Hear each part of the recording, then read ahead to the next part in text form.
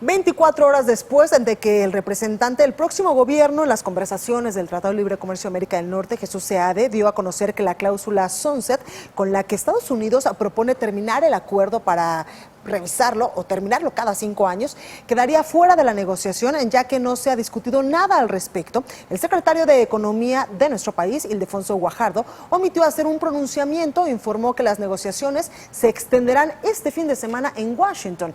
Esta tarde me acompaña Ramón Morales Izaguirre, él es especialista en comunicación política y catedrático de la Universidad Panamericana y del ITAM. Ramón, muy buenas tardes, ¿cómo estás? Blanca, ¿cómo estás? Un saludo a todo tu auditorio, ¿cómo están todos? Gracias por estar con nosotros. Oye, cuéntanos por qué no podemos llegar ya al término de estas renegociaciones del Tratado de Libre Comercio de América del Norte, cuando pues hemos visto que en este momento están solo en la mesa de este tratado trilateral Estados Unidos y México, y Canadá pues no. Por supuesto, ese es un tema naturalmente muy sofisticado que implica cálculos en diferentes niveles, pero a mí me gustaría apuntar la atención sobre todo de los analistas y de los inversionistas que han expresado sus reservas acerca de por qué no se llega a un acuerdo, debido a que existen diferentes turbulencias políticas en este periodo, en este semestre, derivadas por las elecciones generales en México el 1 de julio y las elecciones intermedias el 1 de noviembre en Estados Unidos. ¿Esto qué significa?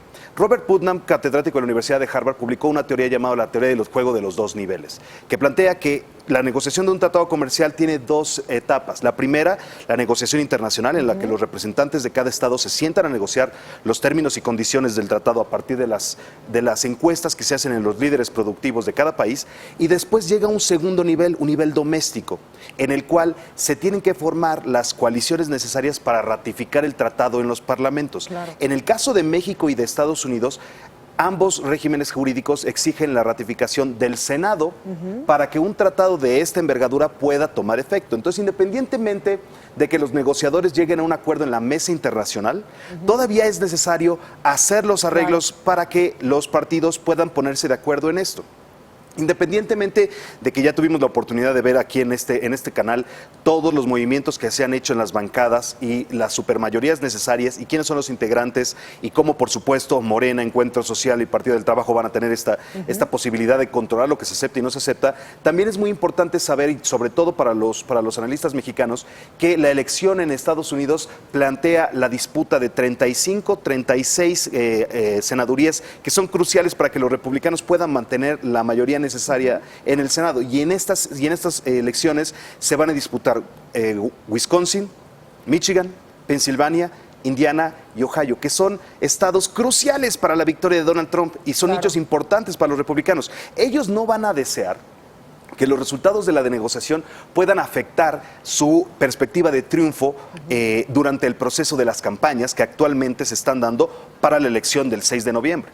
Además, es muy importante recordar que independientemente de que se llegue a una solución en la mesa internacional, tenemos que recordar que el 1 de septiembre comienza la legislatura en México, los senadores recién electos van a entrar en funciones a mediados de enero, y si no es posible, además de que, bueno, naturalmente nuestro Andrés Manuel López Obrador toma protesta el 1 de diciembre, ¿qué es a lo que quiero llegar? Todavía falta mucho tiempo, independientemente de que se logre un acuerdo en la mesa internacional, para que esto llegue a ser ratificado. Y ahora, si los republicanos llegaran a perder en noviembre y los demócratas llegaran a tener una mayoría en el Senado, ¿cuáles son las posibilidades de que los demócratas lleguen a ratificarle a Donald Trump un tratado de libre comercio en el que ellos no tuvieron voz y voto? Exactamente. Y sobre esto, Ramón, quiero preguntarte, sí estamos viendo durante todos estos meses que esta renegociación del Tratado de Libre Comercio de América del Norte, pues sí es una renegociación comercial, es una negociación económica que está evidentemente cuidando pues muchos aspectos, como por ejemplo la cláusula Sunset de determinación, también pues otros aspectos de sectores estratégicos para los tres países, pero también nos estás diciendo en este momento algo muy importante, que están tomando en cuenta mucho y están calculando mucho políticamente hablando los tres países, sobre todo México y Estados Unidos. Es muy importante recordar que a finales de julio de 2017 las tres partes firmaron un acuerdo de confidencialidad en el cual los documentos, la información, las consultas y los materiales que se utilizaron para hacer las negociaciones en la mesa quedarían guardadas en secreto durante 4 años a partir de que se llegara a un acuerdo, o en caso de que este acuerdo no llegara a ningún lado.